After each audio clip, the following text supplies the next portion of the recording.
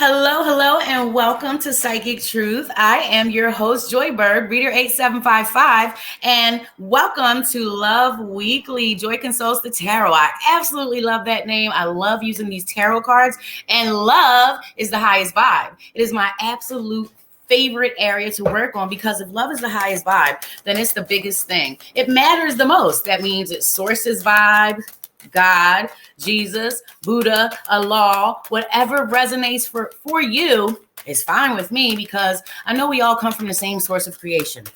And that is why I love you. I absolutely love you, every one of you watching. We are connected. And once you find that place of love for yourself, it's easy to see and understand the oneness. So if you love yourself, then you must love others. We are all connected.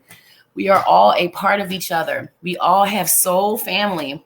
And if you think about life like a play, someone's got to play the good guys. Someone's got to play the bad guys. We come here to learn through experience. So we must have experiences like, we got to experience light to understand what dark is. We must have duality in all things. So talking about our relationships, talking about love, I have drawn a tarot spread. And this whole spread is talking about following your own intuition. It's two things here, pinging off these cards. Following your own intuition and judging yourself. This is about self-love. This spread is all about self-love.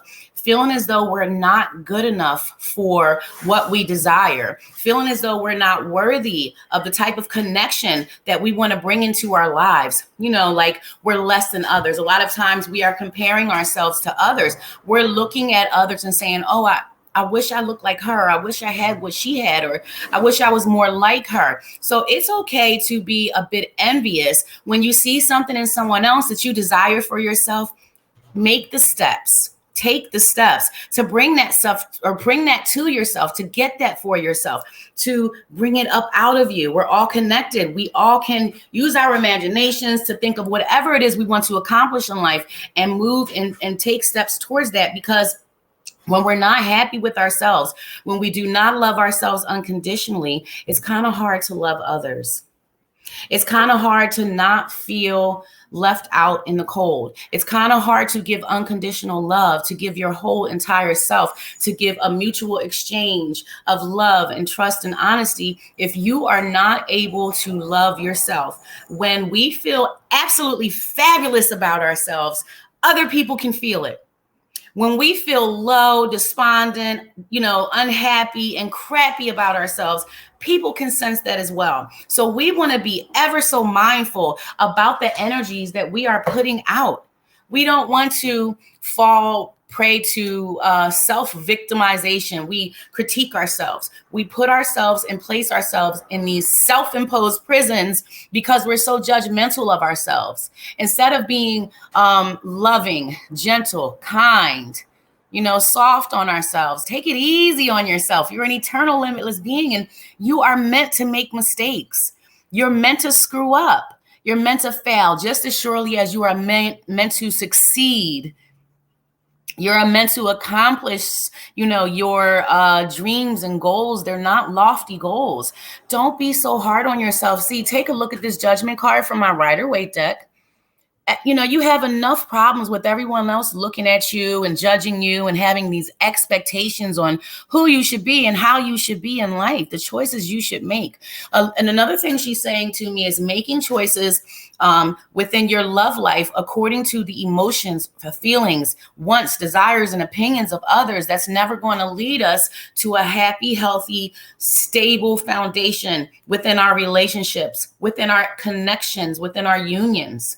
Then we have the disconnect, that connection, that cord gets weakened, that disconnect happens because we're not honoring who we are inside. We're not honoring how we feel inside, rather. We have past wounds that we have not healed from. We haven't addressed them. Our back is turned to those cups, which represent our emotions. We can't allow those cups to become so full that they overflow. Those cups should be turned over, spilled, and just flowing away. What does not serve us, what happened in past relationships and connections, the things that were negative, the things that hurt, the things that we couldn't control, other people's choices, how they feel about us, how they treated us. It's not ours to control. It's not ours to carry. It's, honor your feelings, especially from a place of love, especially affairs of the heart. Honor your feelings and then make a conscious choice to release what doesn't serve you. Within every exchange and every encounter, we learn something. But during these experiences, during our process of learning during life, the biggest thing that we're here to learn is that love, that self-love. When you have unconditional love for yourself, you don't look at yourself and say, wow, I made a lot of mistakes. I kind of screwed up in the past. That doesn't define us. Again, we're eternal, limitless beings. We can turn it around. Today is not too late to see yourself as worthy of love. When you see yourself as worthy of love, you're putting out a certain frequency. You're vibing at a certain frequency. So you're putting off a certain energy, which will be matched. People, places, things, they change, better vibing, more suitable for you. You'll draw that. You'll bring that into fruition because as we're manifesting, we're step by step, moment by moment, stepping into that reality that we're creating with our words and our thoughts and our actions. So it's really important that we start with ourselves. You have got to find that self-love. Validate yourself enough that you don't need to be validated. You don't need to,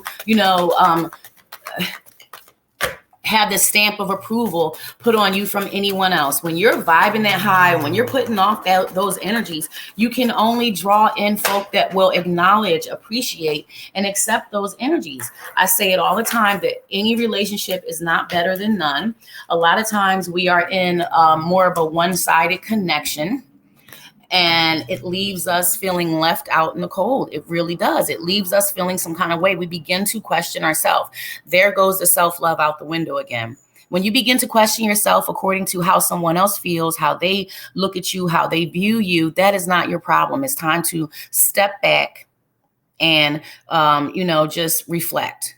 You got to review what's going on. You got to back it up, backtrack, look at where you kind of went left, off the track, off the path, and redo. It's never too late to redo. Again, eternal, limitless beings get to change their minds. They get to make new choices. They get to understand that you're not going to bring or draw in anything new when you keep doing the same stuff. So we understand that change is constant.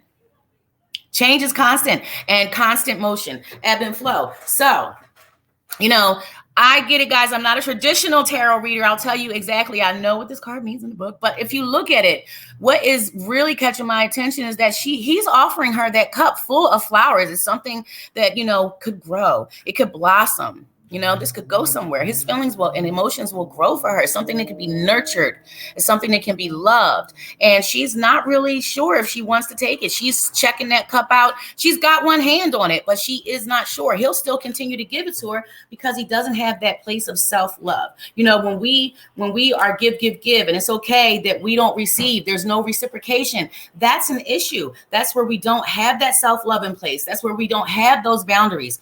No relationship is far better than any relationship. It's not okay for us to just accept whatever comes along because we want a deeper connection, because we don't want to feel left out in the cold. I'd rather be left out in the cold now and keep the space for what is actually meant for me. All of us are more emotionally available, in touch with their emotions. A union where it's a reciprocation, a back and forth, a give and take, where no one feels like they're giving and not receiving back. So it's not unhealthy. And that is definitely something that you can build on. Self-love is really important. Once you love yourself, you're more aware of what you want, what you don't want, what you will tolerate, what you will not. It's all about inner reflection and understanding that you deserve the same attention, focus, and energy that you give to those that you do love.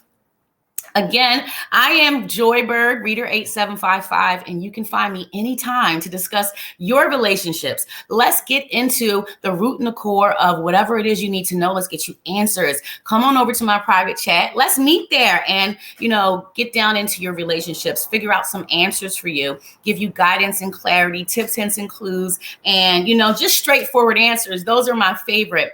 I hope you guys come on over and check me out at thepsychictruth.com. And I'll see you guys next time. Bye.